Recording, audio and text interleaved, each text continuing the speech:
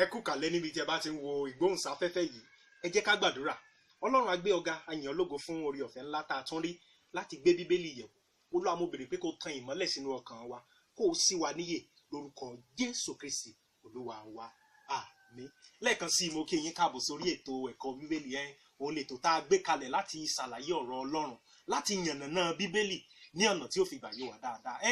Àti ìbẹ̀rẹ̀ ẹ̀kọ́ tí a pè àkórí rẹ̀ ní kí ni ìhìnrere jẹ́, kí ni ìhìnrere jẹ́. A ti ṣàlàyé pé ó jẹ́ ìròyìn ayọ̀, ó jẹ́ ìròyìn ìtura, ó jẹ́ ìròyìn tó ní agbára láti sọ ènìyàn di ẹni ìgbàlà. Ó sì jẹ́ ìròyìn tí tó dálé lórí ikú àti àjíǹde Jésù Kristi. So kì í ṣe ìròyìn bíi pé ó yá máa bọ̀ lọ́dọ̀ Ọlọ́run, Ọlọ́run ó yanjú ọ̀rọ̀ rẹ, máa bọ̀, Ọlọ́run ó fún ọ níṣẹ́, yóò fún ọ lọ́kọ, yóò fún ọ láya, yóò fún ọ ládùmíṣàn. No. Ìrere dá lórí ohun tí Jésù Olúwa ṣe pẹ̀lú ẹ̀jẹ̀ rẹ̀ tó fi ṣe nínú ikú àti àjíǹde rẹ̀. So kò dálé lórí ohun tó nílò, kò dálé lórí bóyá o nílò owó tàbí o nílò aṣọ tàbí o nílò bàtà tàbí o nílò nǹkan kan. Ó dálé lórí ìdáríjì ẹ̀ṣẹ̀ tí Olúwa fún wa nípasẹ̀ ikú àti àjíǹde rẹ̀. Ọ̀sẹ̀ tó kọjá náà la sọ pé tẹ́nìyàn ó bá wá dẹni ìgbàlà, ó gbọ́dọ̀ gbàgbọ́ nínú ikú àti àjíǹde Jésù Kristi. Ó gbọ́dọ̀ gbàgbọ́ wípé Jésù Olúwa ti san gbèsè ẹ̀ṣẹ̀ rẹ̀. Mo fẹ́ ká wo nǹkan lónìí, ohun tí mo sì fẹ́ ká wò náà ni pé irú ìgbàgbọ́ wo gangan ni? Irú ìgbàgbọ́ wo ló gbọ́dọ̀ fi sínú Jésù Kristi? Ṣé mọ̀ pé ìwé Tímótì kejì orí 3 ẹsẹ̀ 15 ó ní pé àti pé láti ìgbà ọmọdé ló ti mọ ìwé mímọ́ tó lè sọ ọ́ di ọlọ́gbọ́n sí ìgbàlà nípasẹ̀ ìgbàgbọ́ nínú Jésù Kristi. So irú ìgbàgbọ́ wo gan ni là ń sọ? Ìgbàgbọ́ tá a sì ń sọ náà ni wípé ìgbàgbọ́ nínú ohun tí Jésù Olúwa ṣe nípa ikú àti àjíǹde rẹ̀. Kì í ṣe ìgbàgbọ́ pé Jésù Olúwa ó lè ṣoore fún mi o. Kì í ṣe ìgbàgbọ́ pé Jésù Olúwa lè fún mi lọ́kọ o. Kì í ṣe ìgbàgbọ́ pé Jésù Olúwa lè ṣiṣẹ́ àmì àti iṣẹ́ ìyanu o. Kì í ṣe ìgbàgbọ́ pé Jésù Olúwa lè fún mi ní ìwòsàn o. Ó ṣe kókó fún wa láti mọ irú ìgbàgbọ́ tá à ń sọ yìí. Òun náà ni wípé Jésù Olúwa ti san gbèsè ẹ̀ṣẹ̀. Mo fẹ́ ká wo àpẹẹrẹ kan nínú ìwé Jòhánù orí 6. Báwo láti ẹsẹ̀ ìkíní bí èso pé lẹ́yìn nǹkan wọ̀nyí Jésù kọjá sí apá kejì òkun Gálílì tí í ṣe òkun Tìbéríà. Ọ̀pọ̀ ìjọ ènìyàn sì tọ̀ ọ́ lẹ́yìn nítorí wọ́n rí iṣẹ́ àmì rẹ̀ tí ó ń ṣe lára àwọn aláìsàn. Ẹ̀rí báyìí ọ̀pọ̀lọpọ̀ ènìyàn ló bẹ̀rẹ̀ sí tẹ̀lé Jésù. Arákùnrin yẹn ṣiṣẹ́ ìyanu o, tó ṣiṣẹ́ mẹ̀yà, ó ṣiṣẹ́ ìjà tẹ̀lé. So ọ̀pọ̀lọpọ̀ ló bẹ̀rẹ̀ sí tẹ̀lé, ṣùgbọ́n pé ènìyàn tẹ̀lé Jésù Olúwa fún iṣẹ́ àmì àti iṣẹ́ ìyanu kò túmọ̀ sí pé ó mọ̀ ti dẹni ìgbàlà. Òun la ṣe fẹ́ wá ṣe àlàyé irú ìgbàgbọ́ wo gangan la ti ẹ̀ ń sọ gan. Ẹni pé lẹ́yìn ìgbà tí Jésù Olúwa ìṣẹ̀lẹ̀ tó ṣẹlẹ̀ nínú ìwé Jòhánù orí 6 náà ni ìgbà tí Jésù Olúwa ti ṣe iṣẹ́ àmì àti iṣẹ́ ìyanu tó máa rọ lára dá, tó wà láìsàn sàn. Níbí yìí náà ló tún wá pèsè tó tún wá sọ ìṣù àkàrà 5 àti ẹja 2 tó sọ di ọ̀pọ̀ fún wọn, tó yẹ pé àtúrí àpẹẹrẹ bíi 12 la tún rí nínú ìsọjí àgbà ìyanu ńlá tí Jésù Olúwa ṣe ń bí yìí.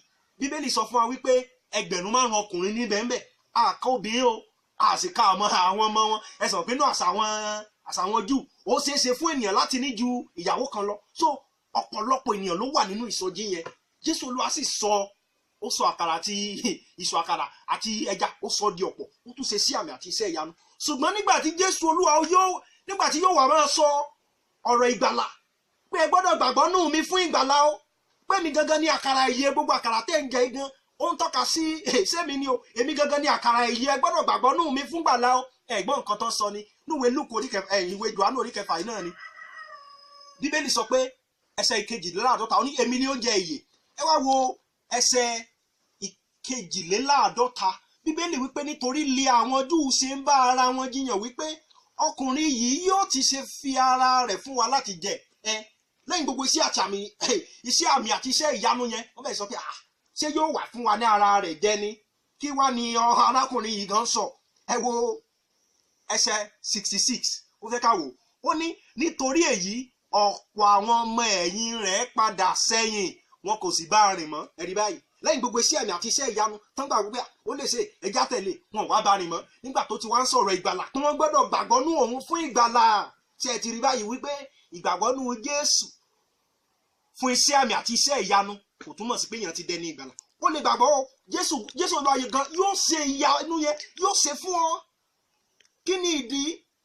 ìwé Jákọ́bù orí kìíní ẹsẹ̀ kẹfà ẹsẹ̀ karùn-ún Bíbélì wípé tó bá kan ọgbọ́n fún ẹnikẹ́ni kó béèrè pé Ọlọ́run máa ń fún ènìyàn lóore rẹ̀ láì bìkítà láì wo bó ṣe jẹ́. ìwé Lúùkù orí kẹfà ẹsẹ̀ ìkarùndínlógójì yẹn bẹ́ẹ̀ ni sọ pé Ọlọ́run á máa ṣoore fún aláìmoore àti fún ẹni búburú. So Ọlọ́run ò kì í fi tèèyàn ṣe, yóò fún ọ lóore rẹ̀, ó mú òjò rẹ̀ àti òòrùn rẹ̀ kó máa ràn lórí èèyàn gidi àti èèyàn búburú. So má rò pé bóyá tó o bá ti rórí Ọlọ́run mọ̀ ti dẹni ìgbàlà rárá.